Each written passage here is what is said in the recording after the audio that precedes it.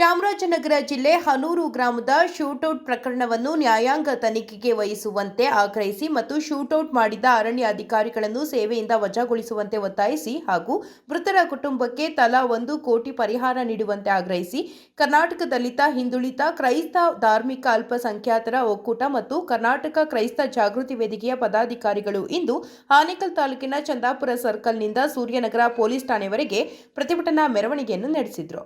ಇನ್ನು ಪ್ರತಿಭಟನಾಕಾರರು ರಾಜ್ಯ ಕಾಂಗ್ರೆಸ್ ಸರ್ಕಾರದ ವಿರುದ್ಧ ಧಿಕ್ಕಾರಗಳನ್ನು ಕೂಗಿ ತಮ್ಮ ಆಕ್ರೋಶವನ್ನು ವ್ಯಕ್ತಪಡಿಸಿದರು.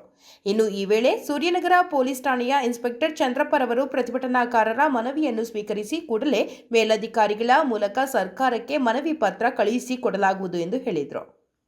ಇನ್ನು ಕಾರ್ಯಕ್ರಮದಲ್ಲಿ ಕರ್ನಾಟಕ ದಲಿತ ಹಿಂದುಳಿದ ಕ್ರೈಸ್ತ ಧಾರ್ಮಿಕ ಅಲ್ಪಸಂಖ್ಯಾತರ ಒಕ್ಕೂಟದ ಗೌರವ ಅಧ್ಯಕ್ಷ ಸಿಆರ್ ಲಕ್ಷ್ಮಣ್, ರಾಜ್ಯಾಧ್ಯಕ್ಷ ದೊಮ್ಮಸಂದ್ರ ಮುನಿರಾಜು, ರಾಜ್ಯ ಸಂಚಾಲಕರಾದ ಜಿಎ ಕೃಷ್ಣಪ್ಪ, ಮಹಿಳಾ ಘಟಕದ ರಾಜ್ಯಾಧ್ಯಕ್ಷೆ ನಾಗರತ್ನಮ್ಮ, ಕಾರ್ಯಾಧ್ಯಕ್ಷ ಎ ಸತೀಶ್, ಉಪಾಧ್ಯಕ್ಷ BM Venkatesh, Syed Ansar Pasha, Gopasandra P Venkatesh, Gautam Venki, reverend Satya, KGF ಪ್ರಧಾನ ಕಾರ್ಯದರ್ಶಿ ವಿ ರಮೇಶ್, ಜಂಟಿ ಕಾರ್ಯದರ್ಶಿ ಜನಾರ್ದನ್ ಪಾಲ್, ಸಿ ರಾಜಪ್ಪ, ಕಜಂಚಿ ಎಂ ರಾಜಪ್ಪ, ಕರ್ನಾಟಕ ಕ್ರೈಸ್ತ ಜಾಗೃತಿ ವೇದಿಕೆಯ ಗೌರವ ಅಧ್ಯಕ್ಷ ಶಾಂತಕುಮಾರ್, ರಾಜ್ಯಾಧ್ಯಕ್ಷ ಗೋಪಸಂದ್ರ ಪಿ ವೆಂಕಟೇಶ್, ಅಸೋಸಿಯೇಷನ್ ಅಧ್ಯಕ್ಷ ಪಿಜೆ ಥಾಮಸ್, ಉಪಾಧ್ಯಕ್ಷರಾದ ಎಂ ರಾಜಪ್ಪ ಪಾಲ್, ಪ್ರಧಾನ ಕಾರ್ಯದರ್ಶಿ ಎ ಸತೀಶ್, ಉದಯ್ ಕುಮಾರ್, ವಿನೋದ್ ರಾಜ್, ಗಂಗಾಧರ್, ಅಗಸ್ಟಿನ್ ಮೊದಲಾದವರು ಭಾಗವಹಿಸಿದ್ರು.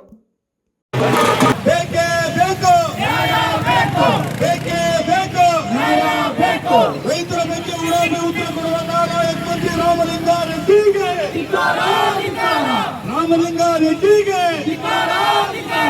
ರೈತರಿಗೆ ರಕ್ಷಣೆ ಕೊಡದ ಕಾಂಗ್ರೆಸ್ ಸರ್ಕಾರಕ್ಕೆ ಸ್ವತಂತ್ರ ದಿನಾಚರಣೆ ದಿನ ರೈತರನ್ನು ಕೊಂದ ಕಾಂಗ್ರೆಸ್ ಸರ್ಕಾರಕ್ಕೆ ರೈತರ ಬದುಕನ್ನು ಬೀದಿಗೆ ತಂದ ಕಾಂಗ್ರೆಸ್ ಸರ್ಕಾರಕ್ಕೆ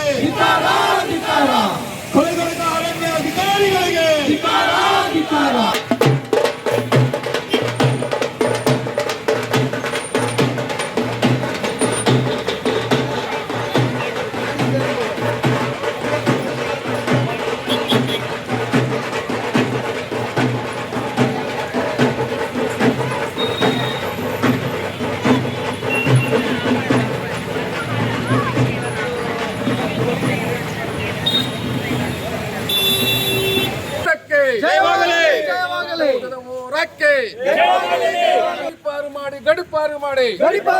ಗಡಿಪಾರು ಮಾಡಿ ಗುಂಡಿಕ್ಕಿ ಕೊಂದ ಕಾಂಗ್ರೆಸ್ ಸರ್ಕಾರಕ್ಕೆ ಬೇಕೇ ಬೇಕು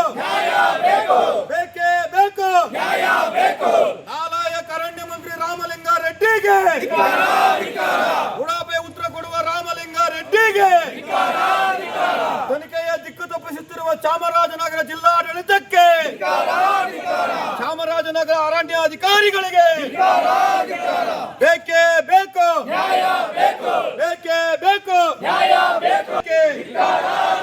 ಅಲ್ಪಸಂಖ್ಯಾತರಿಗೆ ರಕ್ಷಣೆ ಕೊಡದ ಕಾಂಗ್ರೆಸ್ ಸರ್ಕಾರಕ್ಕೆ ನಾಲಾಯಕ್ ಮಂತ್ರಿಗಳಿಗೆ ವಿಧಾನಸೌಧದಲ್ಲಿ ಉಡಾಫೆ ಉತ್ತರ ಕೊಡುವ ನಾಲಾಯಕ್ ಮಂತ್ರಿಗಳಿಗೆ ಬೇಜವಾಬ್ದಾರಿ ಹೇಳಿಕೆ ಕೊಡುವ ನಾಲಾಯಕ್ ಮಂತ್ರಿಗಳಿಗೆ ಬೇಕೇ ಬೇಕು. ಜಿಲ್ಲಾಡಳಿತಕ್ಕೆ ಚಾಮರಾಜನಗರ ಜಿಲ್ಲಾಡಳಿತಕ್ಕೆ ರಕ್ತವನ್ನ ಚೆಲ್ಲುತ್ತೇವೆ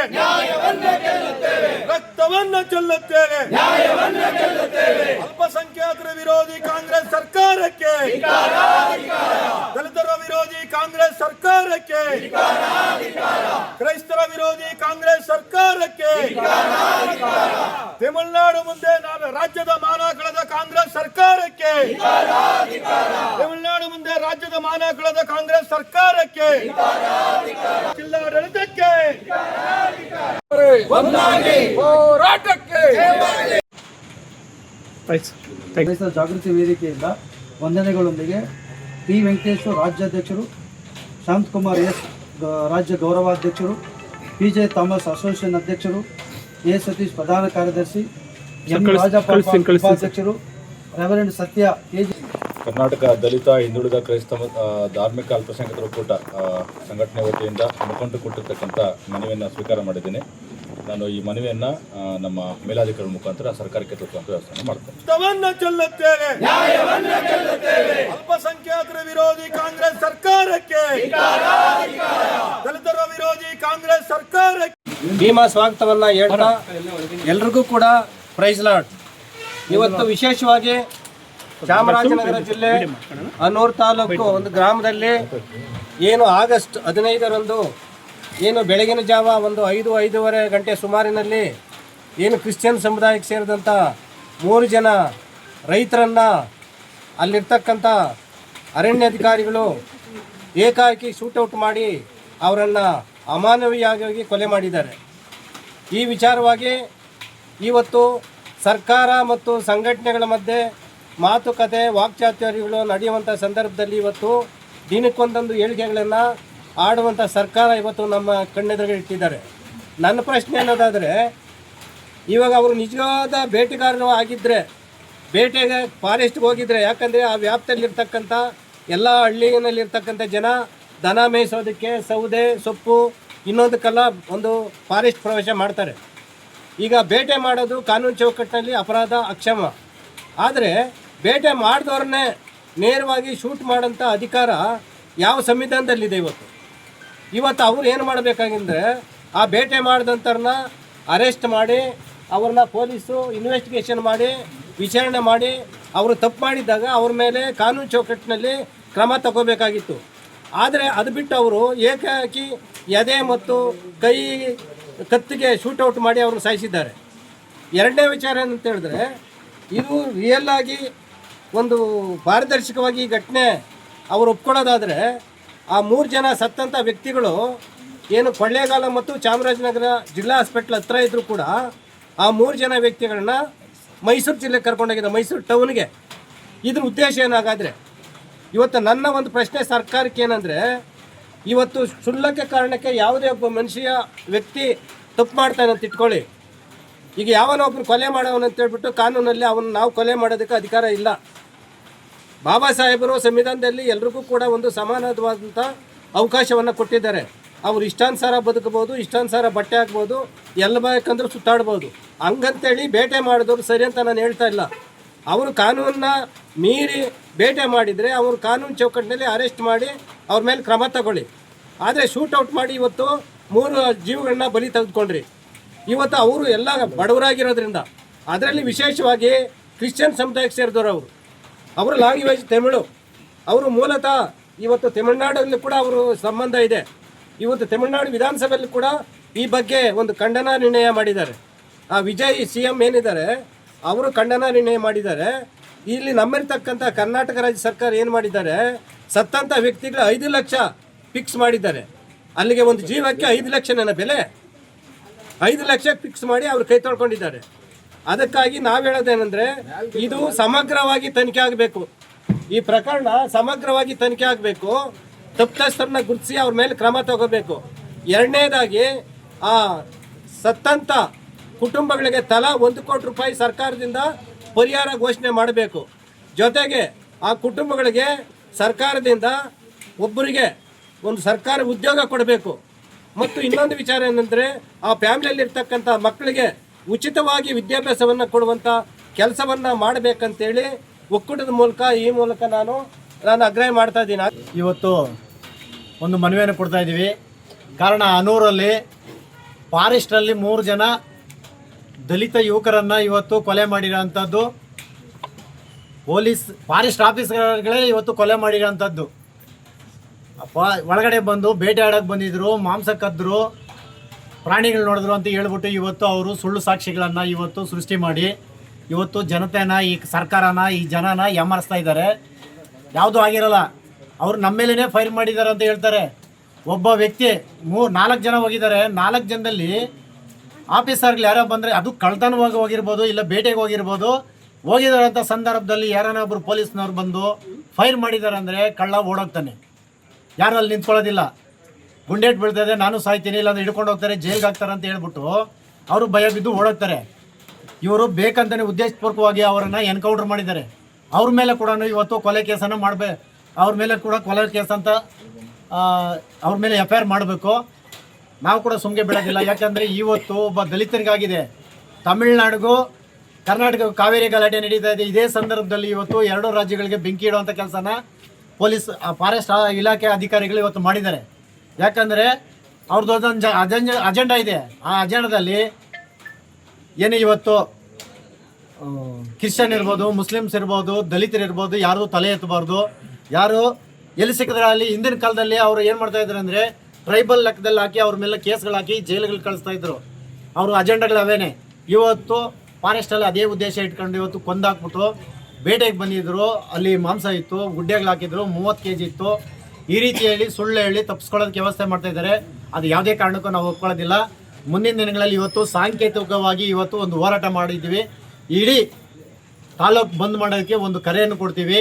ನಾವು ಎಲ್ಲ ಸೇರಿ ಎಲ್ಲ ಸಂಘಟನೆಗಳು ಒಕ್ಕೂಟ ಸೇರಿ ಇವತ್ತು ಮುಂದಿನ ದಿನಗಳಲ್ಲಿ ದೊಡ್ಡ ಮಟ್ಟದಲ್ಲಿ ಸರ್ಕಾರ ನಾವು ಎಷ್ಟೇ ರೀತಿಯಲ್ಲಿ ಮಾಡಿದ್ರು ಕೂಡ ಸರ್ಕಾರ ಕಣ್ತೆರೆದು ನೋಡ್ತಾ ಇಲ್ಲ. ಇವತ್ತು ಮಲ್ಲಿಕಾರ್ಜುನ ಖರ್ಗೆ ಸಾಹೇಬರು ಉದಾಹರಣೆಗೆ ತಗೊಂಡ್ರೆ ಅವರು ರಾಮಲೀಲಾ ಮೈದಾನದಲ್ಲಿ ಅವರು ಭಾಷಣ ಮಾಡಿದಂಥ ಜಾಗನೇ ಇವತ್ತು ಸಗಣಿ ಹಾಕಿ ತೀರ್ಥ ಅಂತ ಹಾಕಿ ಅದನ್ನು ಶುದ್ಧೀಕರಣ ಮಾಡಿದ್ದಾರೆ. ಅವರು ಹಾಗಾದರೆ ಶುದ್ಧೀಕರಣ ಅಲ್ಲಿ ಮಾಡೋದಾದರೆ ಇಡೀ ದೇಶದಲ್ಲಿ ದಲಿತರು ಎಲ್ಲೆಲ್ಲಿ ಓಡಾಡ್ತಾರೆ, ಯಾವ ಊರಲ್ಲಿ ಓಡಾಡ್ತಾರೆ, ಯಾವ ಕೇರಿನಲ್ಲಿ ಓಡಾಡ್ತಾರೆ, ಅವ್ರ ಮನೆಗಳ ಸಮೇತ ಬಂದು ಶುದ್ಧೀಕರಣ ಮಾಡಿದ್ರೆ ನಾವು ಕೂಡ ಸ್ವಚ್ಛ ಭಾರತ ಆಗಿ ನಾವು ಕೂಡ ಅವರು ಸಮುದಾಯಕ್ಕೆ ಸೇರ್ಕೊತೀವಿ. ಯಾರೂ ಮೀಸಲಾತಿನೂ ಅವಶ್ಯಕತೆ ಇಲ್ಲ ನಮಗೆ. ಎಲ್ಲ ಒಟ್ಟೊಟ್ಟಿಗೆ ಸೇರ್ಕೊಂಡು ನಮ್ಮನ್ನು ಜೊತೆಗೆ ಇಟ್ಕೊಳ್ರಿ. ನಮ್ಮ ಮೇಲೆ ದೌರ್ಜನ್ಯಗಳು ಬಿಡ್ರಿ. ಇಲ್ಲ ಅಂದರೆ ನಾವು ಮುಂದಿನ ದಿನಗಳಲ್ಲಿ ನಿಮಗೆ ಪಾಠ ಕಲಿಸ್ತೀವಿ. ಯಾವ ರೀತಿ ಪಾಠ ಕಲಿಸ್ತೀವಿ ಅಂತ ಹೇಳಿ ಮುಂದಿನ ದಿನಗಳಲ್ಲಿ ನಿಮ್ಗೆ ಅರ್ಥ ಆಗೋ ರೀತಿಯಲ್ಲಿ ನಾವೆಲ್ಲ ಹೋರಾಟ ಮಾಡ್ತೀವಿ. ಈ ದಿನ ನಾವು ಚಾಮರಾಜನಗರ ಆನೂರಲ್ಲಿ ನಡೆದಂಥ ಅವಿವೇಕಿ ಕೊಲೆಗಡುಕರು, ಅರಣ್ಯ ಪೊಲೀಸ್ ಅಧಿಕಾರಿಗಳು ಪೀಟರು, ಕುಮಾರು ಮತ್ತು ಅಂತೋಣಿ ಸ್ವಾಮಿಯರನ್ನ ಅಮಾನುಷವಾಗಿ ಕೊಂದು ಅವರ ಫ್ಯಾಮಿಲಿಗಳನ್ನು, ಅವರ ಸಂಸಾರಗಳನ್ನು ದಿಕ್ಕಾಪಾಲು ಮಾಡಿದ್ದಾರೆ. ಇವತ್ತು ಅವ್ರ ಮಕ್ಕಳ ಮರಿ ಬೀದಿಯಲ್ಲಿ ಬಿದ್ದಿದ್ದಾರೆ. ಅವ್ರು ನಿಜವಾದ ರೈತರು. ನಾವು ಕೂಡ 2-3 ದಿವಸದಿಂದ ಮೀಡಿಯಾಗಳಲ್ಲಿ ನೋಡ್ತಾ ಇದ್ದೀರಿ. ಇದರಲ್ಲಿ ಏನೋ ಕೋಮುವಾದಿಗಳ ಕೈವಾಡ ಇದೆ. ಕೋಮುವಾದಿಗಳ ಕೈವಾಡ ಇಟ್ಕೊಂಡು ಇವತ್ತು 3 ಜನ ಪೀಟರು, ಕುಮಾರು, ಅಂತೋಣಿ ಸ್ವಾಮಿಯವರನ್ನ ಕೊಂದಿದ್ದಾರೆ. ಇದರಲ್ಲಿ ಕೋಮುವಾದಿಗಳ ಕೈವಾಡ ಇರ್ಬೋದು ಅಂತ ನನ್ನ ಒಂದು ಅನಿಸಿಕೆಯನ್ನ ನಾನು ಇವತ್ತು ಮೀಡಿಯಾಗಳ ಮುಂದೆ ಹೇಳ್ತಾ ಇದ್ದೀನಿ.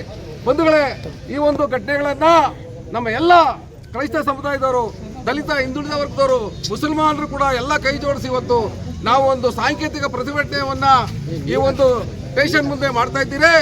ಈ ಒಂದು ಮನವಿಯನ್ನ ನಮ್ಮ ಪೊಲೀಸ್ ಇನ್ಸ್ಪೆಕ್ಟರ್ ಆದಂತ ಚಂದ್ರಪ್ಪನವರ ಮುಖಾಂತರ DK ಶಿವಕುಮಾರ್ ಮುಖ್ಯಮಂತ್ರಿಗಳಿಗೆ ತಲುಪಿಸ್ತಾ ಇದ್ದೀರಿ. ಅವರ ಕುಟುಂಬಗಳಿಗೆ, ನೊಂದಂತ ಕುಟುಂಬಗಳಿಗೆ, ಅವರ ಪ್ರಾಣವನ್ನು ಕಳೆದುಕೊಂಡ 3 ಜನ ಕುಟುಂಬಗಳಿಗೆ, ಅವ್ರ ಮಕ್ಕಳಿಗೆ ಫ್ರೀಯಾಗಿ ಶಿಕ್ಷಣ ಕೊಡಬೇಕು. ಅವ್ರ ಕುಟುಂಬಗಳಿಗೆ 1 ಕೋಟಿ ಪರಿಹಾರ ಕೊಡಬೇಕು. ಮತ್ತು ಅವ್ರ ಮನೆ ಕುಟುಂಬದಲ್ಲಿ ಒಬ್ಬರಿಗೆ ಸದಸ್ಯರಿಗೆ ಯಾವುದಾದ್ರೂ ಒಂದು ಇಲಾಖೆಯಲ್ಲಿ ಸರ್ಕಾರಿ ನೌಕರಿಯನ್ನು ಕೊಡಬೇಕು. ಇಂಥ ಒಂದು ಘಟನೆಗೆ ಖಂಡಿಸಿ ನಾವು ಇವತ್ತು ಇಷ್ಟೊಂದು 100 ಜನ ಒಂದೇ ದಿವಸದಲ್ಲಿ ನಾವು ಕಾರ್ಯಕ್ರಮವನ್ನು ಆಯೋಜನೆ ಮಾಡಿದ್ದೀರಿ. ಇದೇನಾದರೂ ಮುಂದೆ ಯಾರಿಗೂ ಪರಿಹಾರ ಸಿಕ್ಕಿಲ್ಲ, ಮತ್ತೆ ಆ ಕೊಲೆಗೋಡಕ ಅರಣ್ಯಾಧಿಕಾರಿಗಳನ್ನ ಗಡೀಪಾರು ಮಾಡಿ ಅವ್ರಿಗೆ ಗಲ್ಲು ಶಿಕ್ಷೆ ಹಾಕಿದ್ರು ಕೂಡ ಸಾಲದು ಅಂತ ನಾನು ಒಂದು ಅನಿಸಿಕೆಯನ್ನ ಈ ಮೀಡಿಯಾಗಳ ಮುಂದೆ ನಾನು ಇವತ್ತು ಹೇಳ್ತಾ ಇದ್ದೀನಿ. ಬಂಧುಗಳೇ, ಈ ಒಂದು ಘಟನೆನ ಇನ್ನು ಮುಂದೆ ನಡೀತಾನೆ ಇರ್ತೈತೆ. ನಾವೆಲ್ಲರೂ ಕೂಡ ದಲಿತರು, ಅಲ್ಪಸಂಖ್ಯಾತರು, ಮುಸಲ್ಮಾನರು, ಕ್ರೈಸ್ತರು ಎಲ್ಲರೂ ಸೇರಿ ಒಗ್ಗಟ್ಟಾಗಿ ನಾವು ಈ ಒಂದು ಸರ್ಕಾರವನ್ನು ಖಂಡಿಸಿ ನಾವು ಈ ಒಂದು ಪ್ರತಿಭಟನೆಯನ್ನ, ನಮ್ಮ ಒಕ್ಕೂಟವನ್ನ ಗಟ್ಟಿಯಾಗಿ ಮಾಡಿದ್ರೆ ನಾವು ಸರ್ಕಾರ ಕೂಡ ನಾವು ಆಳ್ಬೋದು ಅಂತ ಒಂದು ಇವತ್ತು ಪ್ರತಿಭಟನೆ ಮಾಡಿದ್ದೀರಿ. ಇಷ್ಟು ಹೇಳ್ತಾ ನನ್ನ ಮಾತನ್ನು ಮುಗಿಸ್ತೇನೆ. ಏನು ಇವತ್ತಿನ ದಿನ ಆನೇಕಲ್ ತಾಲೂಕು ಸೂರ್ಯನಗರದಲ್ಲಿ ನಾವು ಸಾಂಕೇತವಾಗಿ ಹೋರಾಟವನ್ನು ಹಮ್ಮಿಕೊಂಡಿದ್ದೇವೆ. ಅನ್ನೂರು ತಾಲೂಕಲ್ಲಿ ನಡೆದಂಥ ಕ್ರಿಶ್ಚಿಯನ್ ಸಮುದಾಯದವರ ಒಂದು 3 ಜನನ್ನ ಏನಿವತ್ತು ರಾಜ್ಯದಲ್ಲಿ ಕಗ್ಗೊಲೆ ಮಾಡಿದ್ದಾರೆ. ಅರಣ್ಯ ಅಧಿಕಾರಿಗಳು ಮತ್ತು ಅರಣ್ಯ ಅಧಿಕಾರಿಗಳ ರಾಮಲಿಂಗಾರೆಡ್ಡಿ ಅವ್ರಿಗೂ ಕೂಡ ನಾಚಿಕೆ ಆಗಬೇಕು. ಸಚಿವರಿಗೆ, ಆ ಭಾಗದ MP ಗಳು MLA ಕೂಡ ನಾಚಿಕೆ ಆಗಬೇಕು. ಯಾಕೆಪ್ಪ ಅಂತ ಹೇಳಿದ್ರೆ ಇವತ್ತಿನ ದಿನ ಒಳಕುತಂತ್ರ ಇಟ್ಟುಕೊಂಡು ಇವತ್ತು ನಮ್ಮ ಜನಗಳು ರಾಜ್ಯದಲ್ಲಿ ಓಟ್ ಹಾಕಿ ಇವರನ್ನ ವಿಧಾನಸೌಧಕ್ಕೆ ಕಳಿಸಿರೋದು ಅಲ್ಪಸಂಖ್ಯಾತರನ್ನ, ಕ್ರಿಶ್ಚಿಯನ್ ಸಮುದಾಯದವ್ರನ್ನ, ದಲಿತರನ್ನ ರಕ್ತ ಇರ್ಲಿಕ್ಕೆ ಅಂತ ಹೇಳಲಿಕ್ಕೆ ನಾನು ಈ ಸಮಯದಲ್ಲಿ ಬಯಸ್ತಾ ಇದ್ದೇನೆ. ಹಾಗಾಗಿ ರಾಜ್ಯ ಸರ್ಕಾರಕ್ಕೆ ಇದು ಛೀಮಾರಿ. ಯಾಕೆಪ್ಪ ಅಂತ ಹೇಳಿದ್ರೆ ಪಕ್ಕದ ಸರ್ಕಾರದವರು ಛೀಮಾರಿಯನ್ನು ಹಾಕಿದ್ದಾರೆ. ತಮಿಳುನಾಡು ಸರ್ಕಾರ ಏನಿವತ್ತು CM ಇದ್ದಾರೆ, ಕರ್ನಾಟಕ ಸರ್ಕಾರಕ್ಕೆ ಚೀಮಾರಿಯನ್ನು ಹಾಕ್ತಾ ಇದ್ದಾರೆ, ನಾಚಿಕೆಗೇಡು ಕರ್ನಾಟಕ ಸರ್ಕಾರಕ್ಕೆ. ಹಾಗಾಗಿ ಈ ಸಮಯದಲ್ಲಿ ಇನ್ನೂ ಮಾತನಾಡೋಕ್ಕೆ ಹೆಚ್ಚು ನಮ್ಮ ಲೀಡರ್ಗಳಿದ್ದಾರೆ. ಹಾಗಾಗಿ ಕಮ್ಮಿಯಾಗಿ ನಾವು ಮಾತನಾಡ್ತಾ ಇದ್ದೇವೆ. ಅವರಿಗೆ ಅಧಿಕವಾಗಿ ಏನು ನೊಂದಂಥ ಕುಟುಂಬಗಳಿಗೆ 1 ಕೋಟಿಯನ್ನು ಪರಿಹಾರವನ್ನು ಕೊಡಬೇಕು. ಹಾಗಾಗಿ ಆ ಕುಟುಂಬದ ಇರೋಂಥ ಮಕ್ಕಳಿಗೆ ಅವರಿಗೆ ಓದಲಿಕ್ಕೆ ಸಹಾಯ ಮಾಡಬೇಕು.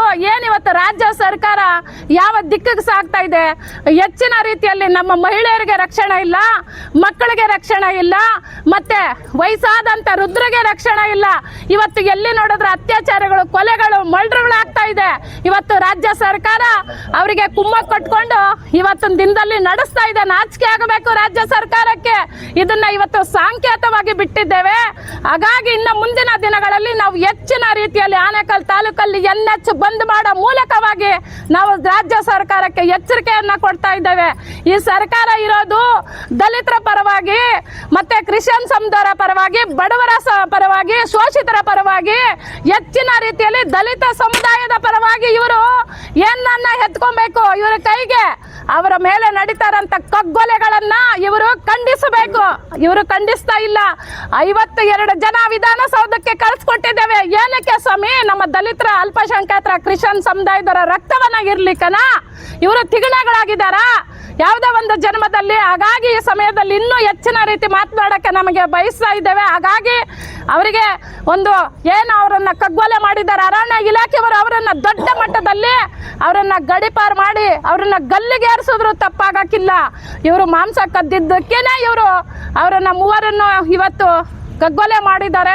ಹಾಗಾಗಿ ದಯವಿಟ್ಟು ರಾಜ್ಯ ಸರ್ಕಾರ ಎಚ್ಚರಿಸ್ಕೊಂಡು ಅವರಿಗೆ ದೊಡ್ಡ ಮಟ್ಟದಲ್ಲಿ ಕ್ರಮವನ್ನು ತಗೊಬೇಕು. ಈ ಸಮಯದಲ್ಲಿ ಹೇಳಲಿಕ್ಕೆ ನಾನು ಬಯಸ್ತಾ ಇದ್ದೆ. ಏನೊಂದು ಇವತ್ತು ಚಂದಾಪುರದಲ್ಲಿ ನಾವು ಹೋರಾಟವನ್ನು ನಾವು ಮಾಡ್ತಾ ಇದ್ದೀವಿ. ಚಂದಾಪುರ ಸರ್ಕಲಿಂದ ಸೂರ್ಯನಗರ ಸಿಟಿ ಸ್ಟೇಷನ್ ತನಕ ಕೂಡ ನೀವು ಇವತ್ತು ಪಾದಯಾತ್ರೆ ಮೂಲಕ ನಾವು ಇವತ್ತು ಬಂದಿದ್ದೀವಿ. ಒಂದೇ ಉದ್ದೇಶ, ಏನೊಂದು ಆನೂರಿನಲ್ಲಿ ನಡೆದ ಒಂದು ಘಟನೆ ಇವತ್ತು ರಾಜ್ಯದಲ್ಲಿ ಎಲ್ಲ ಮನೆಗೂ ಕೂಡ ಇವತ್ತು ಗೊತ್ತಿದೆ. 3 ಒಂದು ಕಗ್ಗೊಲೆ ಆಗಿದೆ ಅಂತ ಹೇಳಕ್ಕೆ ಇಷ್ಟಪಡ್ತಾ ಇದ್ದೀನಿ. ಅದು ಶೂಟೌಟ್ ಅಲ್ಲ, ಅದು ಕೊಲೆ ಅನ್ನೋದಕ್ಕೆ ನಾನು ಹೇಳಕ್ಕೆ ಇಷ್ಟಪಡ್ತಾ ಇದ್ದೇನೆ. ಯಾಕಂತ ಹೇಳಿದ್ರೆ ಉದ್ದೇಶಪೂರ್ವಕವಾಗಿ ಅವ್ರು ಮಾಡಿದ್ದಾರೆ. ಇವತ್ತಿನ ತನಕ ಏನು ಫಾರೆಸ್ಟ್ ಆಫೀಸರ್ಸ್ಗಳು ಅವ್ರು ಎಷ್ಟು ಜನ ಇದ್ದಾರೋ ಗೊತ್ತಿಲ್ಲ, 6 ಜನನ 7 ಜನನ 10 ಜನ ಗೊತ್ತಿಲ್ಲ. ಅವ್ರ ಮುಖ ಇವತ್ತು ಕೂಡ ಕರ್ನಾಟಕ ಜನತೆ ಯಾರು ಕೂಡ ನೋಡಿಲ್ಲ. ಇವತ್ತು ಆ ಮುಖಗಳು, ಆ 3 ಮುಖಗಳು ಮಾತ್ರ ಸತ್ತಿರೋ ಮುಖಗಳು ನಾವು ನೋಡ್ತಾ ಇದ್ದೀವಿ. ಸತ್ಯ ಘಟನೆ ಇವತ್ತು ತಿಳಿಬೇಕು.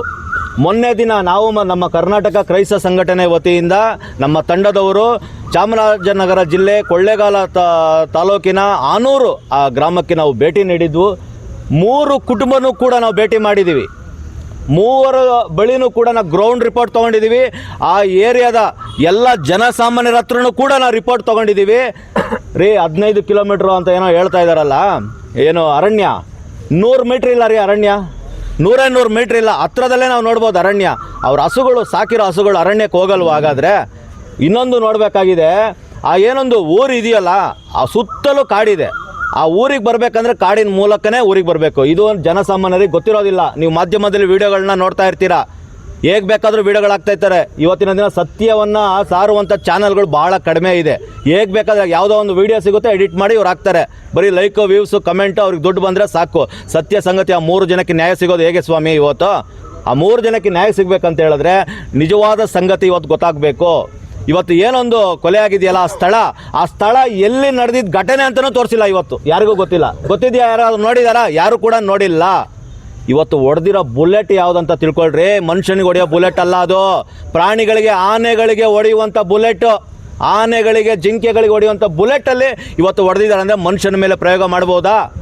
ಹಾಗಾದರೆ ಪರ್ಮಿಷನ್ ಯಾರು ಕೊಟ್ಟಿದ್ದೀವಿ ಇವರಿಗೆ? ಇವತ್ತು ಫಾರೆಸ್ಟ್ ಆಫೀಸರ್ಸ್ಗಳಿಗೆ ಪರ್ಮಿಷನ್ ಯಾರು? ಒಂದು ಪ್ರಾಣಿಗೆ ಹೊಡಿಬೇಕು ಅನ್ನೋದಾದರೂ ಕೂಡ ಯಾವುದೋ ಒಂದು ಘಟನೆ ಅವರು ಬುಲೆಟ್ ಆರಿಸ್ಬೇಕು ಅನ್ನೋದ್ರೆ ವಿತೌಟ್ ಪರ್ಮಿಷನ್ ಆರ್ಸೋಕ್ಕಾಗಲ್ಲ. ಒಂದು ವೇಳೆ ಬೇಟೆ ಆಡೋರಿಗೆ ಹೊಡಿಬೇಕಂದ್ರೆ ಪರ್ಮಿಷನ್ ಬೇಕು. ಅದು ಮೊಣಕಾಲಿನ ಕೆಳಗಡೆ ಮಾತ್ರ. ಈ ಕಾನೂನು ಗೊತ್ತಿರಬೇಕು ಎಲ್ರಿಗೂ. ಇವತ್ತು ಮೊಣಕಾಲಿನ ಕೆಳಗೆಲ್ಲ ಹೊಡೆದಿರೋದು. ಇವತ್ತು ಎದೆ ಭಾಗದಲ್ಲಿ ಹೊಡೆದಿದ್ದಾರೆ, ಕಾಲಿನ ಭಾಗದಲ್ಲಿ, ತೊಡೆ ಭಾಗದಲ್ಲಿ ಹೊಡೆದಿದ್ದಾರೆ, ಕತ್ತಿನ ಭಾಗದಲ್ಲಿ ಹೊಡೆದಿದ್ದಾರೆ, ತಲೆ ಭಾಗದಲ್ಲಿ ಹೊಡೆದಿದ್ದಾರೆ. ಇಲ್ಲಿ ಹೊಡೆದಿರೋ ಬುಲೆಟ್ ಇದೆಯಲ್ಲ, ಅದು ಸ್ಟ್ರೈಟ್ ಹಿಂಗೆ ಹೋಗಿಲ್ಲ, ಒಳಗೋಗಿದೆ. ಹಾಗಾದರೆ ಇದು ಮೊಣಕಾಲು ಹಾಕ್ಸಿ ಕೈಕಾಲು ಕಟ್ಟಿ ಹೊಡೆದಿರೋದು ಒಂದು ಬುಲೆಟ್ ಅಂತ ಹೇಳಕ್ಕೆ ಇಷ್ಟಪಡ್ತಾ ಇದ್ದೇನೆ. ಇದೆಲ್ಲರಿಗೂ ಕೂಡ ಗೊತ್ತಿದೆ. ಸ್ಕ್ಯಾನಿಂಗ್ ರಿಪೋರ್ಟ್ ಕೂಡ ಇದೆ ಇವತ್ತು.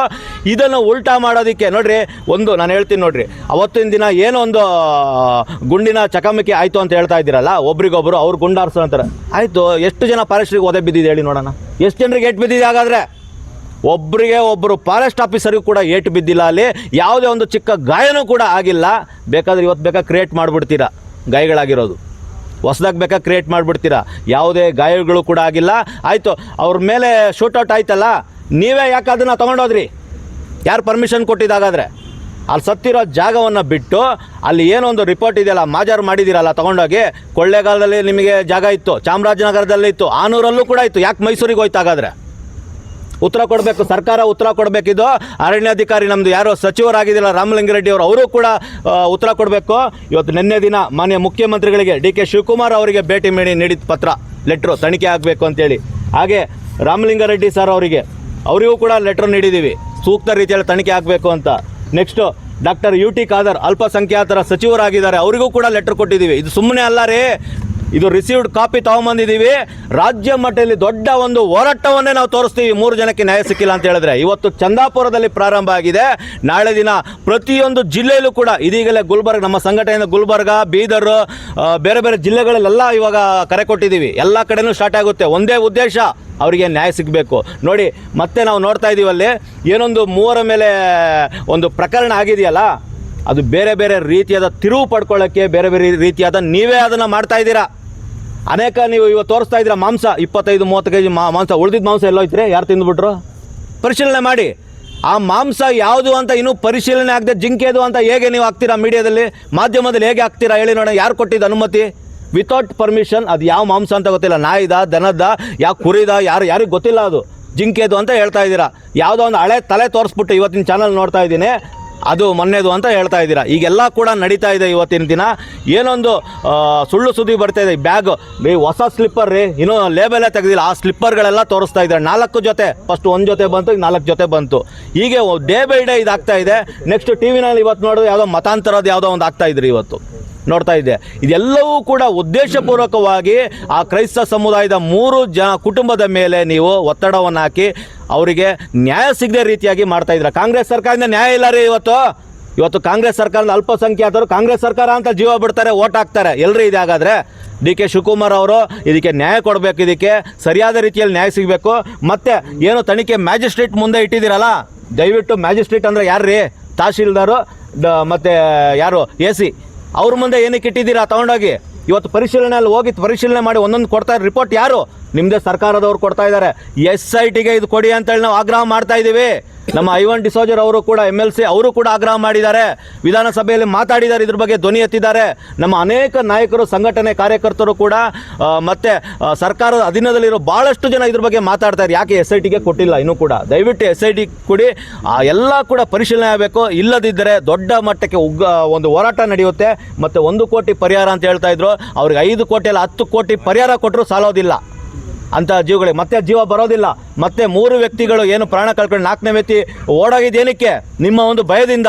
ಒಂದು ವೇಳೆ ಆ 4ನೇ ವ್ಯಕ್ತಿಗೆ ಏನಾದರೂ ಜೀವಕ್ಕೆ ಅಪಾಯ ಆದರೆ ಸರ್ಕಾರವೇ ನೇರ ಹೊಣೆ.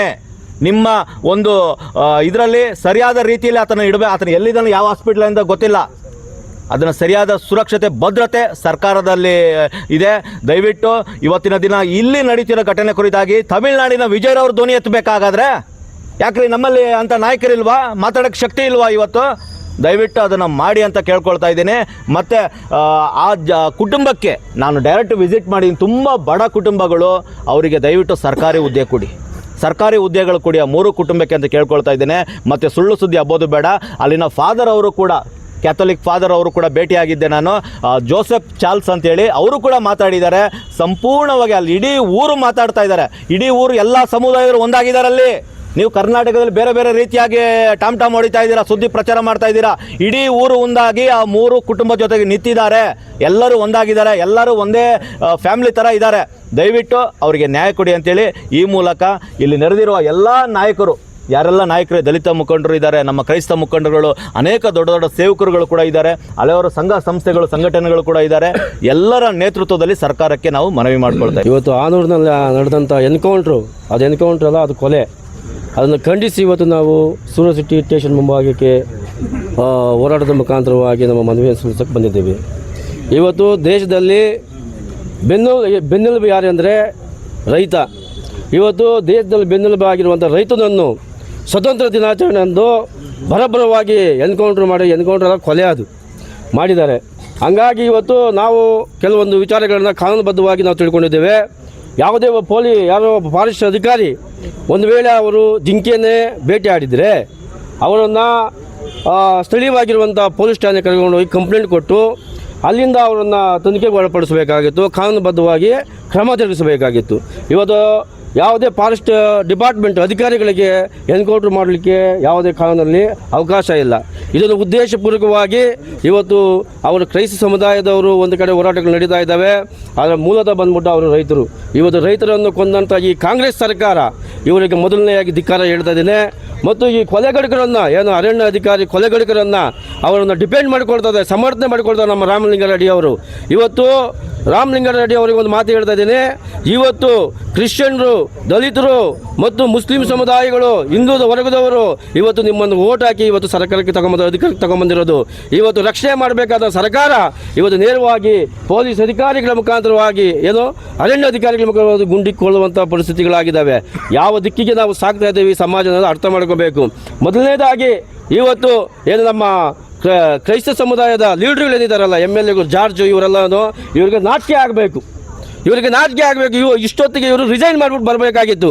ತನ್ನ ಸಮುದಾಯಕ್ಕೆ ಇವತ್ತು ಹೀನಾಯವಾಗಿ ಕೊಲೆ ಮಾಡಿದ್ದಾರೆ ಅಂತೇಳಿ ಇವತ್ತು ಅದೇ ಡಿಸೋಜ್ ಅವರು ಹೋಗ್ಬಿಟ್ಟು ಮುಖ್ಯಮಂತ್ರಿ ಹತ್ರ ಇದನ್ನು ತನಿಖೆ ಮಾಡಿ, ಸರ್ಕಾರ ಅವ್ರದ್ದೇ ಇದೆ, BJP ಸರ್ಕಾರ ಅಲ್ಲ, ಇದುವರೆಗೂ ರಕ್ಷಣೆ ಕೊಡಲಿಕ್ಕೆ ಒಂದು SIT ತನಿಖೆ ರಚನೆ ಮಾಡಲಿಕ್ಕೆ ಆಗಿಲ್ಲ ಇವ್ರ ಕೈಯಲ್ಲಿ.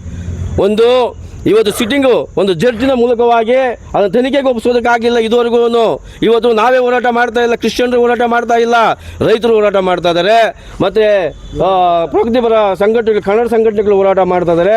ಇಡೀ ದೇಶಾದ್ಯಂತ ಎಲ್ಲ ವರ್ಗದವರು ಇವತ್ತು ಕೊಲೆ ಮಾಡಿರುವಂಥ ಏನು 3 ಜನ ಸತ್ತೋಗಿದ್ದಾರೆ, ಆಂಟೋನಿ, ಪೀಟರು ಮತ್ತು ಕುಮಾರ್ ಅನ್ನೋರ ಪರವಾಗಿ ಇವತ್ತು ಧ್ವನಿಗಳೆತ್ತಿದ್ದಾರೆ. ಹಂಗಾಗಿ ಇವತ್ತು ನಾನು ಒತ್ತಾಯ ಮಾಡೋದೇನೆಂದರೆ, ಇವತ್ತು ಯಾರು ಸತ್ತಿದ್ದಾರೆ ಅವ್ರ ಕುಟುಂಬದ ಸರ್ಕಾರ ಉದ್ಯೋಗ ಕೊಡಬೇಕು, ಅವ್ರ ಮಕ್ಕಳಿಗೆ ವಿದ್ಯಾಭ್ಯಾಸ ಕೊಡಬೇಕು, ಅದರ ಜೊತೆಗೇ ಏನು 1 ಕೋಟಿ ರೂಪಾಯಿ ಪರಿಹಾರ ಕೊಡಬೇಕು, ಘೋಷಣೆ ಮಾಡಬೇಕು ಸರ್ಕಾರ. ಇಲ್ಲ ಅಂದರೆ ನೆಕ್ಸ್ಟ್ ಬರುವಂಥ ಚುನಾವಣೆಗಳಲ್ಲಿ ಕಾಂಗ್ರೆಸ್ ಸರ್ಕಾರವನ್ನು ಇಡೀ ಕ್ರೈಸ್ತ ಸಮುದಾಯ ಧಿಕ್ಕರಿಸುವಂಥ ಸಂದರ್ಭ ಬರ್ತದೆ. ಇವತ್ತು ನಾವು ಎಚ್ಚರಿಕೆ ಕೊಡ್ತಾ ಇದ್ದೀವಿ. ನೀವು ಅದನ್ನು ಸೀರಿಯಸ್ಸಾಗಿ ತಳ್ಕೊಂಡು ಅದನ್ನು ಒಂದು ನ್ಯಾಯಾಂಗ ತನಿಖೆಯಲ್ಲಿ ವಹಿಸಿಲ್ಲ ಅಂದರೆ ಮುಂದಿನ ದಿನ ಉಗ್ರ ಅಂತ ಹೋರಾಟಗಳು ಮಾಡ್ತೀವಿ. ಅದೇ ಅಲ್ಲ, ಇವತ್ತು ನಮ್ಮ ಗೃಹ ಮಂತ್ರಿಗಳು ಇವತ್ತು ಎಲ್ಲಿ ಭೂಮಾನಂದ ಅವರಲ್ಲಿ ದೇವದುರ್ಗದಲ್ಲಿ ಅಲ್ಲಿ ಒಂದು ನಮ್ಮ ದಲಿತ BSP ನಾಯಕರನ್ನು ಕೊಲೆ ಮಾಡಿದ್ರು. ಇದುವರೆಗೂ ಗೃಹ ಮಂತ್ರಿಗಳ ಸ್ಪಾಟ್ಗೆ ಹೋಗಲಿಲ್ಲ. ನಾಚಿಕೆ ಗೇಡಿಂತನ ಇವತ್ತು ದಲಿತರು ನಿಮ್ಗೆ ಓಟ್ ಹಾಕಲಿಲ್ಲ. ಇವತ್ತು ಕಾಂಗ್ರೆಸ್ ಸರ್ಕಾರ ದಲಿತರನ್ನ, ಕ್ರಿಶ್ಚಿಯನ್ರನ್ನ, ಮುಸ್ಲಿಮರು ರಕ್ಷಣೆ ಮಾಡ್ತೀವಿ ಅಂತ ಹೇಳಿದ ಸರ್ಕಾರಗಳು ಇವತ್ತು ಭರವಸೆ ಕೊಟ್ಟಿದ್ದು ಎಲ್ಲಿ? ಇವಾಗ ಹಿಂದೆ ಏನು BJP ಸರ್ಕಾರ ಇದ್ದಾಗ ಮತಾಂತರ ಕಾಯ್ದೆ ಬಿಲ್ಲು ತೊಗೊಂಬಂದರು, ತಿದ್ದುಪಡಿ ತೊಗೊಂಬಂದರು. ಇವರು ಕ್ರಿಶ್ಚಿಯನ್ರಿಗೆ ಭರವಸೆ ಕೊಟ್ಟಿದ್ದೇನು? ನಾವು ಮತಾಂತರ ಬಿಲ್ಲನ್ನು ವಾಪಸ್ ತಗೊಳ್ತೀವಿ ಎಂದು 3 ವರ್ಷ ಆಗಿದೆ ಸರ್ಕಾರ ಏನು ಅವಧಿ, ಇದುವರೆಗೂ ಮತಾಂತರ ಬಿಲ್ಲನ್ನು ವಾಪಸ್ ತಗೊಳ್ಳೋದಕ್ಕೆ ಏಕದೇ ಇಲ್ಲ ಕಾಂಗ್ರೆಸ್ ಸರ್ಕಾರಕ್ಕೆ. ಮತ್ತು ಇಲ್ಲಿ ಕುಶಾಲನಗರದಲ್ಲಿ ಪ್ರಾರ್ಥನೆ ಮಾಡುವ ಸ್ಥಳದಲ್ಲಿ ಹೋಗಿ ಪೊಲೀಸರು ಅಡ್ಡಾಗ್ತಾರೆ ಪ್ರೇಯರ್ ಮಾಡೋ ಜಾಗದಲ್ಲಿ. ಇವತ್ತು ಪೊಲೀಸ್ ಇಲಾಖೆ ಯಾವ ದಿಕ್ಕಿಗೆ ಹೋಗ್ತಾ ಇದೆ? ನಮ್ಮ ಗೃಹ ಮಂತ್ರಿಗಳು ಪ್ರಿಯಾಂಕ ಖರ್ಗೆ ಅವರು ಅದ್ರ ಬಗ್ಗೆ ಧ್ವನಿ ಎತ್ತಾ ಇಲ್ಲ. ಇವತ್ತು ಅವರು ಅಂಬೇಡ್ಕರ್ ಸಿದ್ಧಾಂತದಲ್ಲಿ, ಬುದ್ಧರ ಸಿದ್ಧಾಂತದಲ್ಲಿ ಇವತ್ತು ಅವರು ಜೀವನ ಇವತ್ತು ಅವರು ಮಾತಾಡುವಂಥದ್ದಾಗಿದೆ. ಆದರೆ ಇವತ್ತು ಯಾರಿಗೆ ದಲಿತರಿಗಾಗಲಿ, ಕ್ರಿಶ್ಚಿಯನ್ರಿಗಾಗಲಿ, ಮುಸ್ಲಿಮ್ಸ್ರಿಗಾಗಲಿ ಯಾರಿಗೂ ಧ್ವನಿ ಎತ್ತಲ್ಲ. ಈಗ ಅದೇ ಅಲ್ಲ, ಮೊನ್ನೆ ಕೋಲಾರಲ್ಲಿ ಉಪವಾಸ ಪ್ರಾರ್ಥನೆ ಮಾಡಿದ್ರು, ಬರ್ತ್ಡೇ ಪ್ರೇಯರ್ಗೆ ಹೋಗಿರುವಾಗ ಆ ಟೈಮಲ್ಲಿ ಹೋಗಿ ಪೊಲೀಸರು ಅಡ್ಡಾಗ್ತಿದ್ದಾರೆ. ಯಾವ ದಿಕ್ಕಿಗೆ ಸಾಗ್ತಾ ಇದೆ ಸ್ವಾಮಿ? ನಿಮಗೆ ಓಟ್ ಹಾಕಿದ್ದು ನಮ್ಮನ್ನು ದಲಿತರನ್ನ, ಹಿಂದುಳಿದ ವರ್ಗದವ್ರನ್ನ ಸಾಯಿಸೋದಕ್ಕಾ? ಅವ್ರನ್ನ ಕೊಲೆ ಮಾಡೋದಕ್ಕಾ? ಇವತ್ತು ಕೊಲೆಗಡಕರನ್ನ ರಾಮಲಿಂಗಾರೆಡ್ಡಿ ಅವರು ಸಮರ್ಥನೆ ಮಾಡ್ಕೊಂಡಿರಲ್ಲ. ನಿಜವಾಗ್ಲೂ ಕಾಂಗ್ರೆಸ್ ಸರ್ಕಾರಕ್ಕೆ ನಾಚಿಕೆ ಆಗಬೇಕು. ಜೊತೆಗೆ ಇವತ್ತು ನಮ್ಮ ಶಿವಣ್ಣವ್ರಿಗೆ ಒಂದು ಮಾತು ಹೇಳ್ತಾ ಇದ್ದೀವಿ. ಇವತ್ತು ಅಧಿಕಾರಕ್ಕೆ ಬಂದು ಸುಮಾರು ಅದನ್ನು 13 ವರ್ಷಗಳಿಂದ ಅದನ್ನು ಓಟಾಗಿ ಗೆಲ್ಸ್ಕೊಂಡು ಬಂದಿದ್ದೀವಿ. ನಾವು ಸೌತ್ ಬೆಂಗಳೂರು ಕ್ರಿಶ್ಚಿಯನ್ ಅಸೋಸಿಯೇಷನ್ನಿಂದ ಸುಮಾರು ಬಾರಿ 150 ಸಾರಿ ಅವ್ರದ್ದು ಕರೆದ್ಬಿಟ್ಟು ಮನವಿಗಳು ಕೊಟ್ಟಿದ್ದೇವೆ. ಏನಂತ? ಅದು ಹೋಬಳಿವಾರು ನಮಗೊಂದು ಮಶಾನ ಕೊಡಿ, ಸ್ವಾಮಿ ನಿಮ್ಮ ಮನೆ ಆಸ್ತಿ ನಾವು ಏನು ಕೇಳಿಲ್ಲ, ಸರ್ಕಾರದ ಆಸ್ತಿನ ಕೊಡ್ರಿ. ಇವತ್ತು ಕೋಟ್ಯಾಂತರ ಆಸ್ತಿಗಳನ್ನು ಎಕರೆ ಗಟ್ಟಿಗಳನ್ನ ಇವತ್ತು ಬೀಡಿಯೋಗಳಿಗೆ ನೀವು ಅಕ್ವೇಷನ್ ಕೊಡ್ತಾ ಇದ್ದೀರಾ, ಸ್ಟೇಡಿಯಂಗಳಿಗೆ ಕೊಡ್ತಾ ಇದ್ದೀರಾ. ಸತ್ತೋಗ್ಬಿಟ್ರೆ ಮಣ್ಣು ಮುಚ್ಚಕ್ಕೆ ಜಾಗ ಇಲ್ಲ. 150 ಸರಿ ನಿಮಗೆ ಮನವಿಗಳು ಕೊಟ್ಟಿದ್ದೀವಿ, ಸನ್ಮಾನಗಳು ಮಾಡಿದವರೆಗೂ ನೀವು ಗಮನ ಹರಿಸಿಲ್ಲ. ನಾವು ಇವತ್ತು ಕರ್ನಾಟಕ ಕ್ರೈಸ್ತ ಜಾಗೃತಿ ವೇದಿಕೆಯಿಂದ ಒತ್ತಾಯ ಮಾಡ್ತಾ ಇದ್ದೀವಿ, ನೀವೇನಾದ್ರೂ ನಮ್ಮ ಶಿವಣ್ಣವರು ಈ ಕೂಡಲೇ ಸಭೆ ಕರೆದು ಮಾತಾಡಿಲ್ಲ ಅಂದರೆ ಮುಂದಿನ ದಿನಗಳಲ್ಲಿ ಚುನಾವಣೆಯಲ್ಲಿ ನಮಗೆ ಸರಿಯಾದ ಪಾಠ ನಾವು ಕಲಿಸ್ತೀವಿ, ನಾವು ಸುಮ್ಗೆ ಇರೋದಿಲ್ಲ. ಹಂಗಾಗಿ ಇವತ್ತು ಈ ಕೂಡಲೇ ಶಿವಣ್ಣವರು ನಮ್ಮನ್ನು ಕ್ರೈಸ್ತ ಸಂಘಟನೆಗಳು ಸಭೆ ಕರಿಬೇಕು. ಇರುವಂಥ ನಾವೇನು ನೀವು ಹಳ್ಳಿಗೂ ನಮಗೊಂದು ಸ್ಮಶಾನ ಕೊಡಿ ಅಂತ ನಾವು ಕೇಳ್ತಾ ಇಲ್ಲ, ಹೋಬಳಿವಾರು 2 ಎಕರೆ ಕೊಡಿ ಅಂತ ಕೇಳ್ತಾ ಇದ್ದೀವಿ.